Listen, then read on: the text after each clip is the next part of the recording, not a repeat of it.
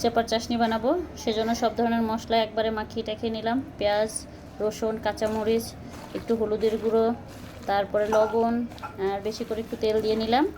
নিয়ে ভালো করে মাখিয়ে শুটকিটাও মাখিয়ে দিলাম। এই যে চেপা শুটকিটাও মাখিয়ে দিলাম। বেশি করে একটু ঝাল হবে, কারণ চেপা শুটকির চাশনি মানেই হলো গিয়ে ঝাল। মরিচ ভর্তা আর চেপার মধ্যে কোনো তফাৎ নেই। দেখুন এখনই কত লোভনীয় দেখতে লাগছে। এখন আমি একটু পানি দিয়ে দিব।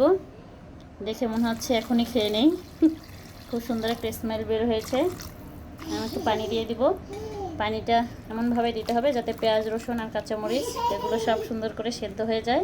পানিটা যখন টেনে যাবে তখন হলো গিয়ে আমি ভালো করে এগুলোকে একটু ভেঙে ভেঙে একবারে ভাজা ভাজা করে নিব।